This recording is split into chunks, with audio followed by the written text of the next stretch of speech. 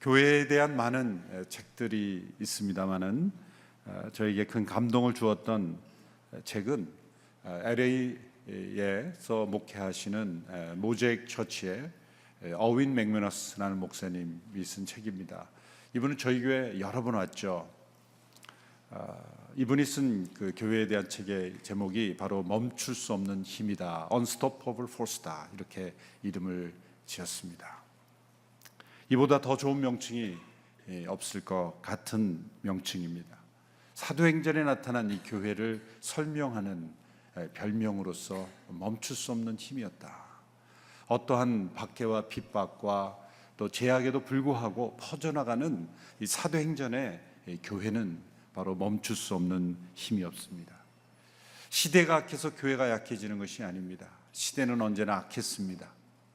환경이 나빠져서 교회가 힘들어지는 것이 아닙니다. 이보다 더 좋은 때가 어디에 있겠습니까?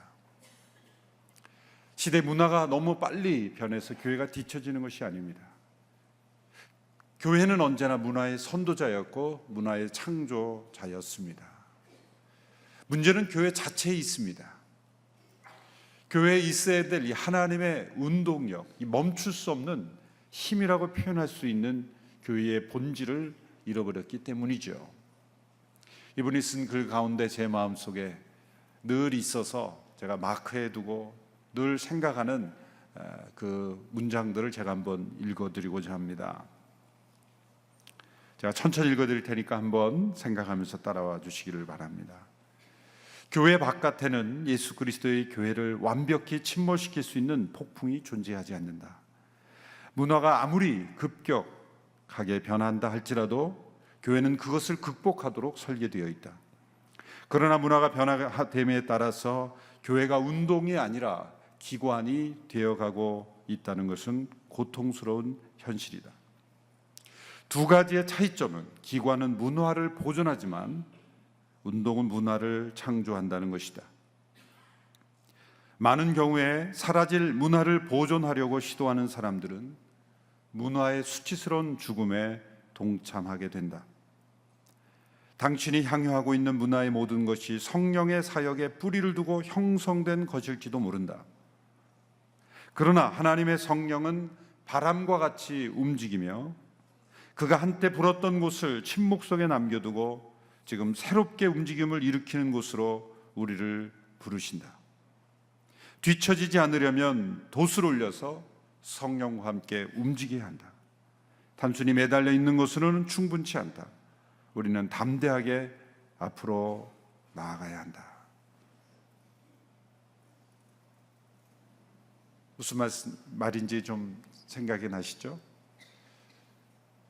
우리가 지금 누리고 있는 문화가 때로는 성령님의 역사로 인해서 형성된 것일지 모르지만 하나님의 성령은 바람처럼 움직이고 있다는 거예요.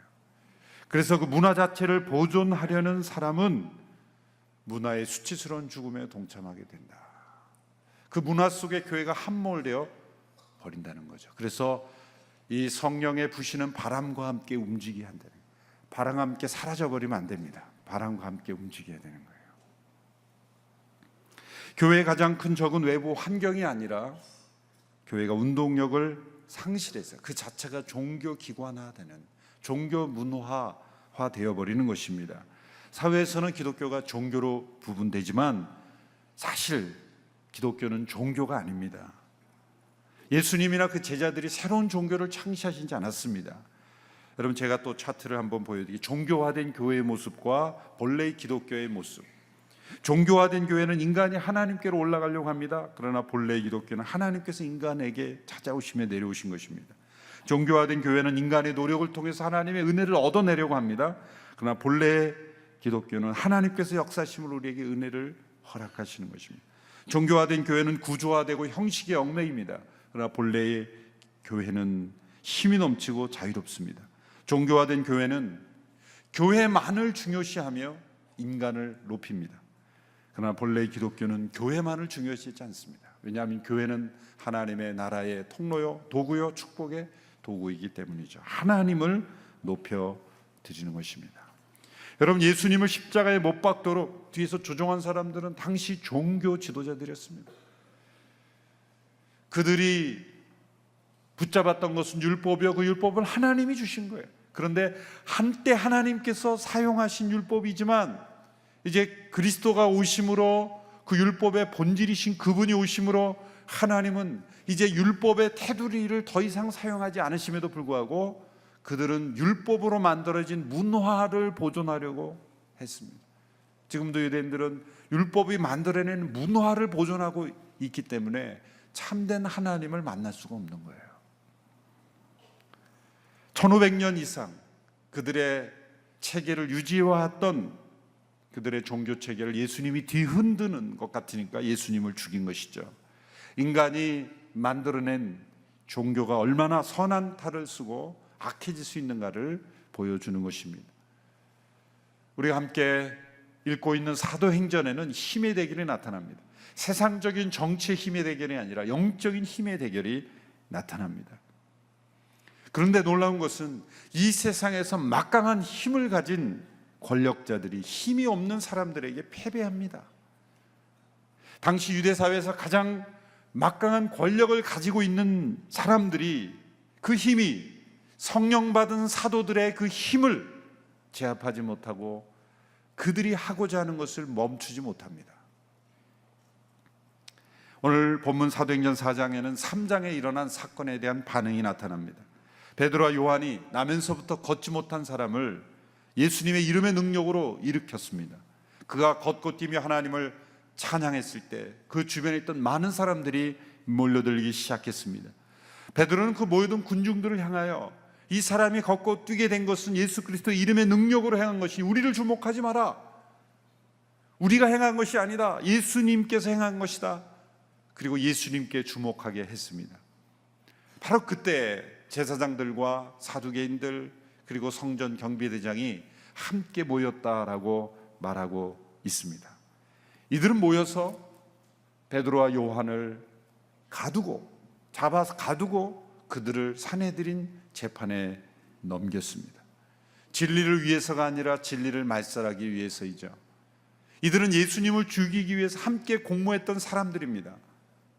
그리고 이들이 또다시 뭉친 겁니다. 악한 일에 사람들이 얼마나 잘 뭉친지를 보여주는 거예요. 선한 일에 하나 되기는 참 힘듭니다. 악한 일에 자신들의 악한 그 이기적인 욕심을 이루기 위해서 이들이 또다시 모인 것입니다. 여러분, 한 병자를, 연약한 이를 때리거나 그들을 핍박했을 때 잡아 가두고 재판하는 것이 선한 법 아니겠습니까? 그런데 이를 고쳐주고 이리에게 세계의 새로운 생명을 가져다 줬는데 그 가져다 준 사람을 가두고 재판하는 것이 얼마나 불의한 재판이요, 얼마나 불합리한 행동입니까? 이는 복음 증거에 대한 최초의 박해라고 볼 수가 있죠. 선한 역사를 행하는 이를 악한 이들이 세상의 힘으로 억누르려고 하는 이 복음 전파에 대한 최초의 박해다라고 볼 수가 있습니다. 그런데 이 사도행전의 역사는 우리에게 무엇을 보여줍니까? 이런 복음 증거에 대한 박해에도 불구하고 사도들의 증거는 멈출 수 없었다는 거예요. 사도들의 증거는 엄청난 당시의 막강한 권력의 힘도 멈출 수 없었다는 거예요. 여러분, 조금 중단하다가 멈추어지는 것은 하나님의 역사가 아닙니다. 만일 교회가 이 시대에 좀 번성하다가 세상에서 사라진다면 성경은 오류일 것입니다. 그런데 이 역사가 보여주는 것은 무엇입니까? 한 지역에서 교회가 쇠퇴하면 또 다른 교회들이 일어나고, 한 나라에서 교회가 쇠퇴하면 또 다른 대륙에서, 또 다른 나라에서 복음이 일어나요. 유럽에서 복음이 쇠퇴할 때 북미 대륙에서 교회가 일어났고, 북미 대륙에서 교회가 쇠퇴, 이 아시아에서 복음이 일어났고, 아시아에서 복음의 역사가 쇠퇴할 때 저 남반구에서 복음의 역사가 일어나고, 이 복음의 불길은 세상의 문화가 끌 수 없고, 세상의 권력이 끌 수 없고, 심지어 박해와 핍박에도 끌 수가 없습니다. 그것은 멈출 수 없는 하나님의 운동이기 때문입니다. 왜 이 사도들의 증거를 멈출 수 없었을까요? 첫째로 거짓은 진실을 가두어 줄 수 없었기 때문에 사도들의 증거는 멈출 수가 없었습니다. 놀라운 기적이 일어났는데요, 당시 종교 지도자들은 기적에 놀라지 않았습니다. 그들은 오히려 많은 사람들이 모인 앞에서 베드로가 설교하는 것을 보고 놀랐어요. 우리는 이걸 보고 또 놀라야 돼요. 아니, 기적이 일어나서 새로운 생명을 얻어서 예수님의 이름의 능력이 나타나는데 거기에 놀라지 않고 많은 사람들이 모여서 베드로가 설교하는 것에 놀라요. 더 중요한 것은 그 설교의 내용에 놀란 거죠.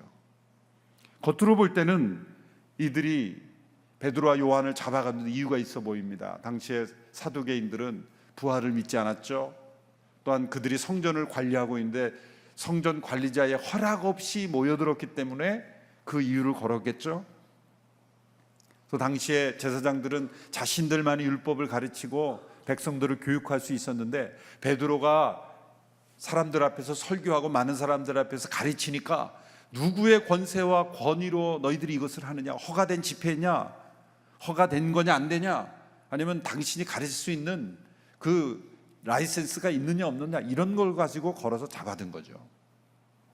그런데 성경은 이들이 그런 피상적인 이유가 아니라 더 근본적인 이유가 있다라고 말하고 있습니다. 2절을 읽어볼까요? 4장 2절의 말씀입니다. 시작. 그들은 두 사도가 사람들을 가르치며 예수를 들어 죽은 사람의 부활을 전파하는 것 때문에 심기가 몹시 불편했습니다. 또 18절의 말씀, 4장 18절 시작. 그러고 나서 그들은 베드로와 요한을 다시 불러들여 절대로 예수의 이름으로 말하거나 가르치지 말라고 명령했습니다. 이들이 이렇게 행동한 진짜 이유는 불편했기 때문에, 마음이 싫었기 때문에. 왜 그럴까요? 8주 전에 그들이 예수님을 십자가에 못 박아 죽임으로써 모든 것이 다 끝났다고, 그들의 그 종교 체계를 뒤집어 엎음으로 인해서 그들이 지금까지 행했던 거짓과 위선이 예수님에 의해서 다 폭로됐거든요. 본래 하나님이 주신 율법대로가 아니라 자기들의 마음대로 각색해서 가르치고 있던 그 자신들의 잘못된 가르침, 거짓과 위선이 예수님으로 인해서 다 폭로됐거든요. 여러분, 산상수훈을 먼저 읽고 구약을 읽어보세요. 그럼 구약이 예수님께서 올바로 해석했다는 걸 느낄 거예요. 산상수훈과 구약을 읽어보면 차이점이 없습니다. 사실 구약의 원래 십계명과 율법의 내용을 예수님께서 산상수훈을 통해서 본래의 의도를 해석해 주신 거예요. 그런데 유대인들이 해석한 탈무드나 그러한 그 율법 해설서를 보면 이거는 전혀 새로운 그러한 체계, 종교 체계가 나타나 있어요. 1500년 동안 그들이 해석해서 내려온 것들이 다 잘못되었고 왜곡되었다는 것을 예수님이 진실을 말하니까 그들은 예수님을 죽인 거예요. 다시 진실만을 억누른 게 아니라 사실은 그들은 그 종교 체계가 무너지면 자신들의 삶의 터전이 없어지고 결국은 자신들의 위치가 없어지니까 그들은 예수님을 죽였던 거예요. 세상이 얼마나 무섭습니까? 자신들이 살아오고 자신들의 삶을 지탱하는 삶의 근간을 흔들면 사람들은 죽이기도 합니다. 살인을 두려워하지 않습니다. 세상에 일어나는 다 살인사건, 때로는 분노하고 그러한 순간적인 충동에 의한 살인도 있지만 교묘한 살인, 계획된 살인이 얼마나 많습니까? 저 사람을 죽이지 않으면 내 삶의 위치가 흔들린다고 생각할 때는 무서운 권력으로 사람들을 죽이기도 하죠. 암살하기도 합니다. 이 무서운 세상의 그 증거가 바로 십자가라는 예수님의 죽음이에요. 여러분, 이들은 자신들의 그 위선과 거짓을 감추기 위해서 베드로와 요한을 가두었던 거예요. 그런데 그들의 몸은 가둘 수 있었지만 진실은 가둘 수 없었죠. 실제 일어난 사실은 가둘 수가 없었던 거예요. 그것은 감출 수가 없었던 거예요. 사실 이들은 두려웠기 때문이죠. 베드로와 요한이 예수님의 이름의 능력으로 역사를 행하고 예수님이 부활하셨다는 소식을 증거하고 있으니까 그들은 두려웠던 거예요. 그래서 그들에게 위협하고 명령했던 겁니다. 이들이 이렇게 반응한 것은 처음이 아닙니다. 예수님께서 요한복음 5장에서 베데스다 연못가에 있던 38년 된 병자를 고쳐주었을 때도 예수님이 그 병자를 고쳐주신 다음에 뭐라고 했습니까? 38년 동안 그 누워있던 자리를 들고 걸어가라 그랬어요. 38년 된 병자를 고쳐주었으면, 저 같았으면 그 지긋지긋한 내가 누워있던 냄새나는 자리는 불태워버려라, 그렇게 멋있게 퍼포먼스를 만들었을 텐데, 그 자리를 들고 걸어가라, 예수님 쓰레기 치워라, 그런 말일까요?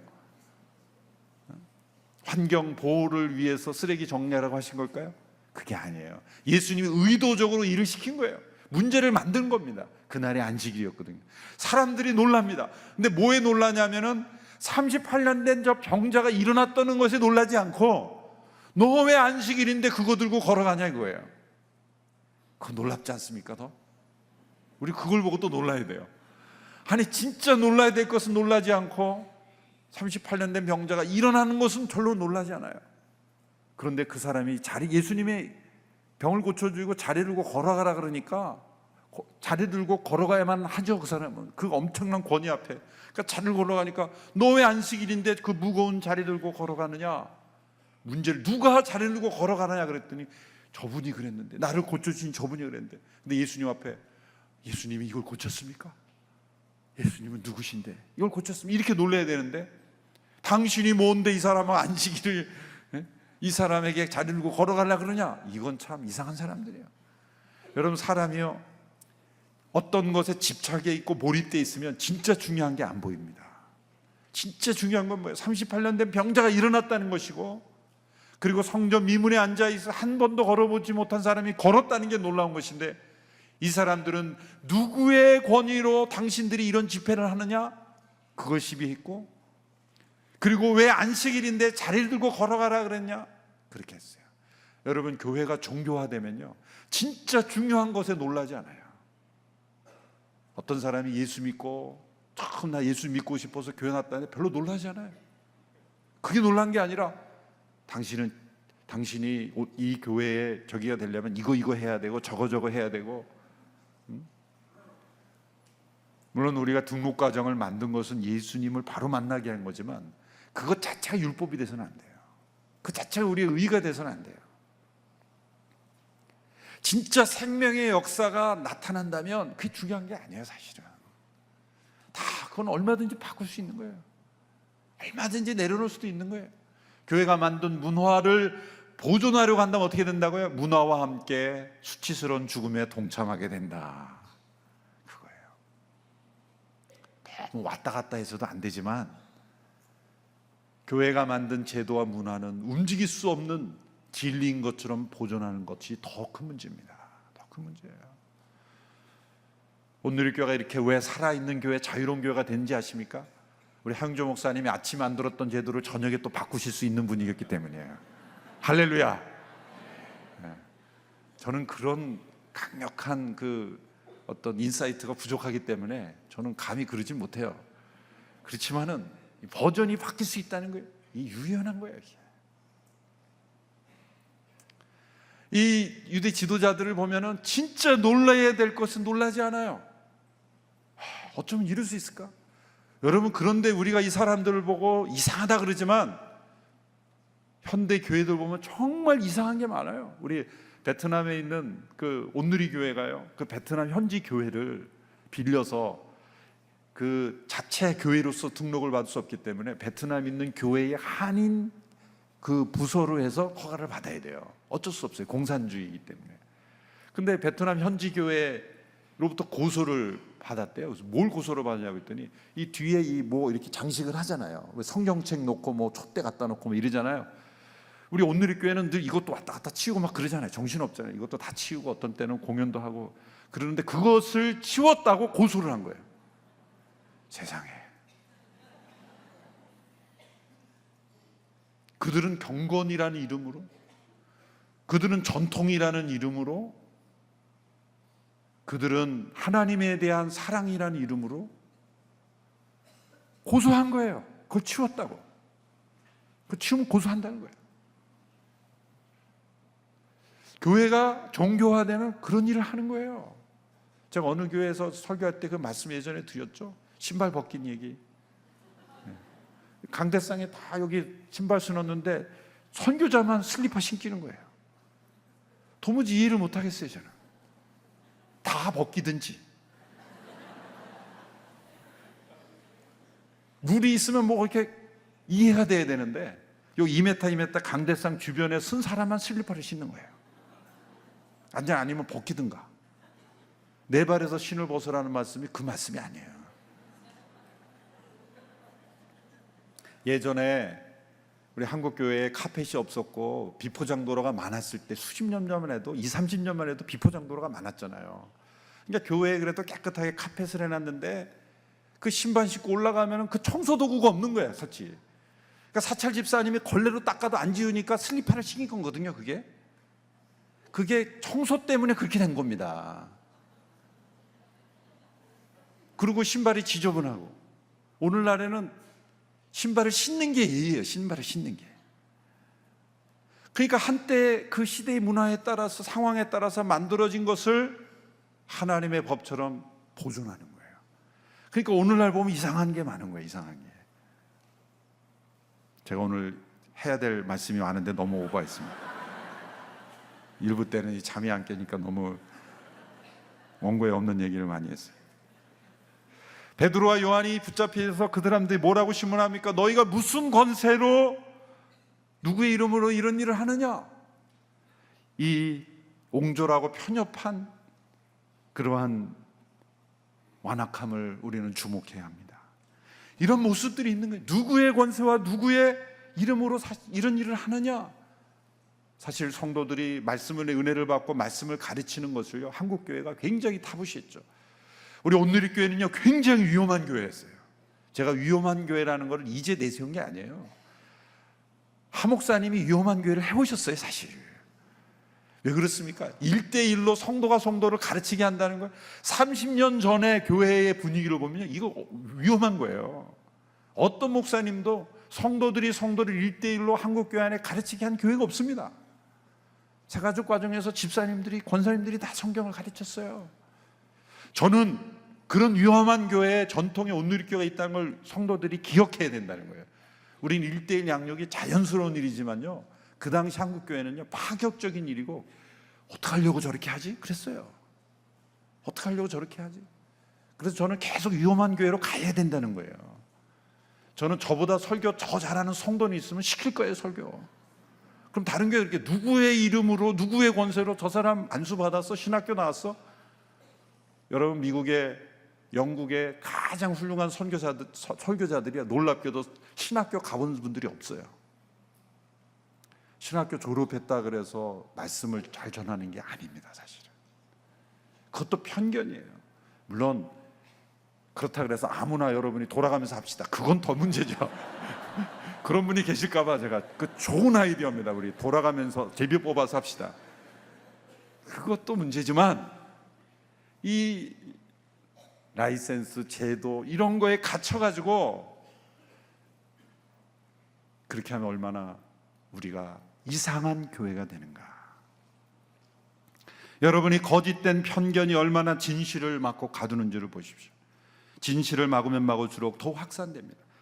베드로가 그 모인 사람들에게 설교했을 때 5,000명이, 남자만 5,000명, 그러니까 여사와 아이들 하면 더 많은 사람이에요. 그 많은 사람들이 예수님 믿게 됐어요. 거짓은 진실을 결코 가둘 수 없습니다. 우리가 믿는 진리는 진실인 줄로 믿습니다. 그래서 아무리 핍박하고 해도 중국이 얼마나 공산당이 교회를 못 세우게 하고 성경을 성경 가지고만 들어가도 사람들을 가두었는데 지금 가둘 수 없게 되어버렸잖아요. 역사가 증명하는 거예요. 볼테르라는 사람이 성경은 다 불태워 없애버려야 된다, 그렇게 하고 성경을 찍어내지 못하게 했는데요, 결국 어떻게 되니까 그 사람이 살던 집이 성경을 인쇄하는 그 인쇄소가 되어버렸어요. 하나님이 그렇게 하시는 분이에요. 두 번째, 그들의 증거가 멈출 수 없었던 이유는 이 사도들 자체가 변했기 때문에, 사도들이 어떤 상황에서도 말하지 않을 수 없는 사람들로 변화되었기 때문입니다. 오늘 보면 19절 20절의 말씀을 함께 읽겠습니다. 시작. 그러나 베드로와 요한이 대답했습니다. 하나님의 말씀보다 당신들의 말에 순종하는 것이 하나님 보시기에 옳은지 스스로 판단해 보십시오. 우리는 보고 들은 것을 말하지 않을 수 없습니다. 베드로와 요한에게 무엇인가 변화가 일어났죠. 이들은 당시에 서슬퍼런 권력자들이 경고하고 위협하는데도 불구하고 당당하게 말했습니다. 우리는 보고 들은 것을 말하지 않을 수 없습니다. 담대한 용기를 가진 사람들이 되었습니다. 베드로가 어떤 사람이었습니까? 예수님이 잡혀가실 때 아무런 자기에게 위협도 할 수 없는, 어쩌면 베드로가 위협할 수 있는 한 어린 여종이 아저씨 예수님과 함께 있던 사람 아니에요? 그 말 한마디에 놀라가지고 나 아니야 10번씩이나 예수님을 부인했지 않습니까? 그랬던 연약한 인간이 자기들을 당장이라도 죽을 수 있는 서슬퍼런 그 권력 앞에서, 최고의 권력자들 앞에서 우리가 당신들의 말을 듣는 것이 하나님 앞에 옳습니까? 하나님의 말씀에 순종하는 것이 옳습니까? 우리는 보고 들은 것을 말하지 않을 수 없습니다. 담대하게 맞장서는 이 베드로와 요한의 모습을 보십시오. 이들은 말하지 않을 수 없는 사람이 됐어요. 사실 이 사람들이 문제가 된 거는 사회봉사가 아니에요. 말이었어요. 말. 예수님이 살아나셨고 예수님의 이름으로 일이 행해졌다는 그 말 때문이었어요. 말만 바꾸거나 말을 하지 않으면 그들은 잡히지 않았을 거예요. 제약을 받지 않았을 거예요. 수많은 핍박의 역사에서 사람들이 원하는 건 뭐예요? 말만 해라는 거예요. 말만. 내 마음으로 믿는 건 좋지만 말만 하지 말라는 거예요. 다른 사람 앞에. 여러분, 그래서 우리의 전도와 선교가 항상 간접적으로만 돼야 된다는 것은 모순이 있어요. 물론 교육, 구제, 산업, 무슨 병원, 선한 일, 그런 이 간접으로 많은 사역을 하지만 궁극적으로는 말을 해줘야죠. 그런데 오늘날 교회에 대한 세상의 압력은 뭐예요? 너가 구제하는 것도 좋고 사회사역 하는 건 좋은데 말만 하지 말라는 거예요. 이거 유혹입니다. 결정적인 건 말해야 돼요. 예수님의 이름의 능력으로 예수님이 부활하셨다는 것을 말로 전하는 것은 반드시 있어야 돼요. 그런데 이들이 당당하게 말했죠. 종교 지도자들이 또 놀란 게 있어요. 이 베드로와 요한이 학문이 없는 범인인 줄 알았다가, 학문이 없는 평범한 사람인 줄 알았다가 이들이 말하는 거 보니까 놀라운 지적인 능력이 있었거든요. 구약의 시편 118편 22절에 건축자의 버린 돌이 지금 모퉁이 돌이 되었다는 그 말씀을 인용하면서 당신들이 지금 그렇게 하고 있는 것이다 지적하고 있어요. 우리는 보고 들은 것을 말하지 않을 수 없다 정도가 아니라 그들의 잘못을, 말씀을 근거해서 지금 도전하고 있는 거예요. 당신들은 예수님을 버렸지만 예수님은 모퉁이들이 되셨어. 하나님의 성전의 모퉁이들이 되셨어. 하나님의 나라, 우리 모두가 지어져가는 성전의 모퉁이들이 되셨다. 그들의 그 깊은 성경 해석이 놀란 거예요. 아마 베드로 자신도 놀랐을 거예요. 내가 이 말씀을 깨닫다니. 여러분, 그렇게 성령의 역사가 일어나면 우리의 지적인 영역에도 변화가 일어날 줄로 믿습니다. 말씀이 깨달아지고 말씀 저 구석에 있던 말씀이 정말 나에게 역사되는, 이 시대를 해석하는 말씀이 되는 거예요. 여러분, 무엇인가를 말하지 않을 수 없는 사람이 되려면 세 가지 조건이 있어야 돼요. 첫 번째는 역사적 사실이어야 돼요. 여러분, 사실이 아닌 것은 잊어버리고 사실이 아닌 것은 시간이 지나가면 다 지나갑니다. 거짓은 시간이 지나가면 다 밝혀지게 돼 있어요. 두 번째는 개인적인 체험이 있어야 돼요.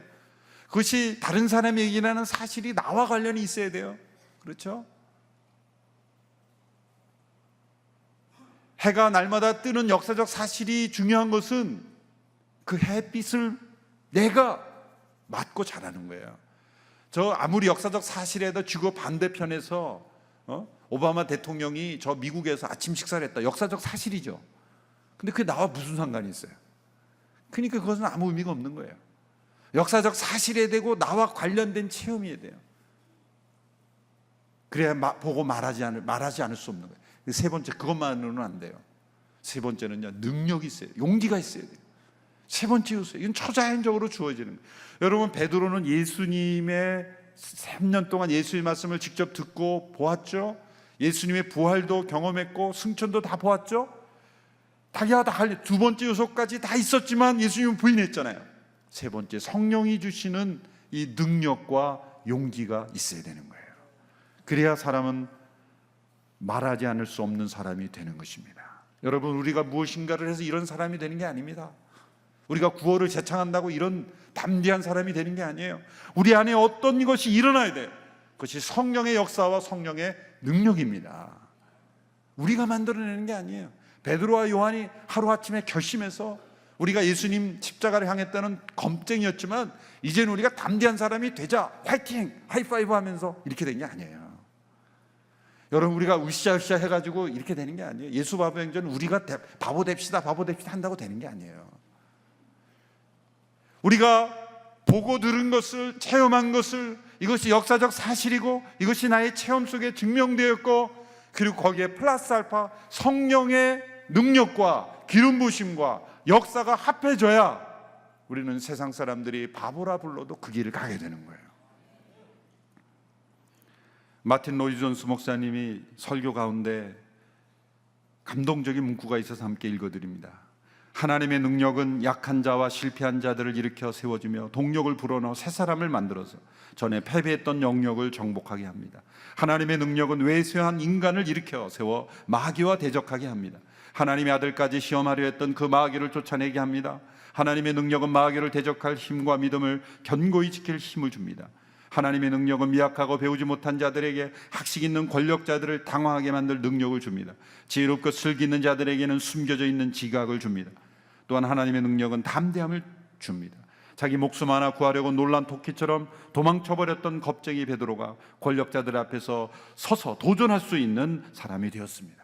사도들에게는 복음이 그들이 알고 있는 지식이 아니라 그들의 삶의 중심이요, 그들의 복음의 종이 되고 복음이 그들을 사로잡은 거예요. 그래야 말하지 않을 수 없는 거예요. 왜 우리가 세상에 증거를 못합니까? 말 못하는 사람이 됩니까? 복음이 지식이 되었기 때문에요. 정보로 머무르기 때문입니다. 그것이 우리의 삶의 중심이 되고 우리를 사로잡는 것이 될 때 우리는 어떠한 상황에서도 말하지 않을 수 없는 사람이 되는 것입니다. 단지 추측이나 추정은 말하지 않을 수 없다고 말할 수 없어요. 연구하고 있는 단계는 말하지 않을 수 없다고 말할 수 없어요. 진짜 사실이며 체험했으며 그리고 용기 있게 말할 수 있는 사실이어야만 말하지 않을 수 없다고 말할 수 있는 거예요. 여러분, 우리의 믿음의 내용은 말할 수도 있고 안 할 수도 있는 것이 아니라 말할 수밖에 없는 것입니다. 그러므로 전도와 선교는 해야 한다고 설명은 자꾸 안 돼요. 해야 하는 것이 아니라 하지 않을 수 없는 겁니다. 그래야 진짜 증거가 나타나는 거예요. 셋째로, 왜 그들의 증거가 멈출 수 없었습니까? 사도들은 세상의 힘과 동일한 세속적인 힘을 의지하지 않고 살아계신 하나님의 능력을 의지했기 때문이에요. 오늘 보면 23절 이하에서 그걸 설명해 주는데요, 그들이 이제 돌아가서 풀려나 동료들에게 돌아가서 어떻게 했는지를 보십시오. 24절 이하부터 31절까지 제가 쭉 함께 읽어보겠습니다. 보십시오. 그들은 이 말을 듣고 함께 소리 높여 하나님께 기도했습니다. 주여, 주께서는 하늘과 땅과 바다와 그 안에 있는 모든 것을 지으신 분이십니다. 주께서는 주의 종, 주의 조상 다윗의 입을 통해 성령으로 말씀하셨습니다. 어째서 민족들이 분노하며 사람들이 헛된 음모를 꾸미는가? 세상의 왕들이 일어나고 통치자들이 함께 모여 주와 그분의 그리스도를 대항하고 있구나. 그런데 정말 헤롯 안티파스와 본디오 빌라도가 주께서 기름 부으신 거룩한 종 예수를 반대하며 음모를 꾸미려고 이방 사람들과 이스라엘 백성들을 이성에서 만났던 것입니다. 주의 능력과 뜻에 의해 미리 정하신 일들을 그들이 단지 이룬 것일 뿐입니다. 그러니 주여, 9절부터 함께 읽을까요? 31절까지 시작. 그러니 주여, 그들의 위협을 보고 주의 종들을 도와 주의 말씀을 담대하게 전하게 하소서. 주의 손을 펴서 주의 종 거룩한 종 예수의 이름을 통해 병을 고치게 하시고 표적과 기사를 행하게 하소서. 그들이 기도를 마치자 모여있던 곳이 진동했습니다. 그리고 그들은 모두 성령으로 충만해져 하나님의 말씀을 담대히 전했습니다. 그들은 함께 모여 기도했다는 거예요. 이 그들의 기도의 내용을 보면 놀랍습니다. 두 가지가 놀라워요. 첫 번째는 그들은 한 번도 핍박이 멈추게 해달라고 기도하지 않았다는 거예요. 방해 세력을 무너뜨려 달라고 기도하지 않았다는 거예요. 그리고 오히려 그들은 이 상황을 이렇게 해석합니다. 시편 2편을 통해서 해석해요. 시편 2편에 보면 세상에 헛된 왕들이 모여 주께서 기름 부으신 하나님의 종을 대적하는구나. 하나님이 비웃으실 것이다. 하나님이 하늘에서 우신다 그랬어요. 웃으신다 그랬어요. 그것처럼 지금 저들이 우리를 핍박하는 것은 마치 헤롯 안티파스와 본리오 빌라도가 예수님을 대적하는 것이 시편 2편의 성취인 것처럼, 그런 하나님은 그들의 악함을 통해서도 하나님은 그것을 넘어서 하나님의 뜻을 이루신 것처럼, 저들이 우리를 방해하고 박해하고 핍박하지만 하나님의 뜻은 이루어질 것이다, 하나님이 비웃으시고 계시다, 그렇게 해석한 거예요. 얼마나 놀랍습니까? 여러분, 우리가 기도할 때 내 상황이 하나님의 말씀으로 해석이 돼야 돼요. 그래야 고난을 이기고 어려운 환경을 뚫고 나갈 수가 있어요. 그래서 말씀을 읽는 거예요. 그래서 설교를 들어야 되는 거예요. 지금 내 이 상황이 세상의 방식, 철학으로 해석하면 망합니다. 하나님의 말씀을 통해 이 사도들을 보세요. 지금 대적자들의 행동은 시편 118편 22절의 말씀의 행동이다. 그리고 자신들이 지금 어려움 당하는 것은 시편 2편에 메시아를 대적했던 이들의 헛된 음모구나. 저들은 우리를 압박하지만 그러나 하나님의 뜻은 이루어질 것이다. 그렇게 말씀으로 지금 상황을 해석해 가야 되기 때문에 큐티를 하는 거예요. 큐티를 통해 상황이 해석되는 사람은 절대 멈출 수가 없다는 거예요. 그리고 그들은 우리가 더욱 담대하게 증거하게 하소서 그렇게 기도했어요. 그랬더니 땅이 진동했어요. 놀라운 하나님의 표적이죠. 우리가 기도할 때 이 땅이 진동하는 역사가 일어나게 되기를 축원합니다. 기도할 때 저 아파트 위에서 뛰어서 진동하는 게 아니라 성령의 능력으로 진동하게 되는 역사. 여러분, 우리가 신앙생활하면서 어려움을 당할 때 세상적인 힘으로, 더 큰 권력으로 그것을 무너뜨리고 싶은 유혹이 생겨요. 중세시대에 교황이 황제에게 그 관을 씌워 주는 얼마나 큰 권력이 있었습니까? 그러나 그때는 교회가 가장 어두웠을 때예요. 교회는 세상의 힘으로 세상을 이기는 것이 아니에요. 그것은 교회가 죽는 것입니다. 교회는 십자가의 죽음으로써 승리하신 예수님처럼 십자가로 이기는 것입니다. 십자군을 내세워서 정복하는 게 아니라 십자가에 못 박혀 연약하고 무력한 모습으로 죽으셨지만 하나님의 능력으로 부활하신 것처럼, 교회는 세상적인 힘으로 대응하지 않고 연약하게 죽는 것 같지만 하나님의 능력이, 하나님의 힘이 있기에 다시 부활할 줄로 믿습니다. 교회는 멈출 수 없는 힘입니다. 진정한 교회는 하나님의 운동력입니다. 기관이나 종교화된 교회의 결력이 아니라 예수님에 관한 진실을 말하지 않을 수 없는 증인들입니다. 우리가 믿는 믿음은 진실에 근거한 것입니다. 말하지 않을 수 없는 것입니다. 우리가 하나님의 능력을 의지할 때 교회는 멈출 수 없는 하나님의 힘으로 계속해서 역사 속에 증거하게 될 줄로 믿습니다. 우리 모두가 멈출 수 없는 하나님의 운동력을 체험하는 그 주인공이 되기를 주님의 이름으로 축원합니다.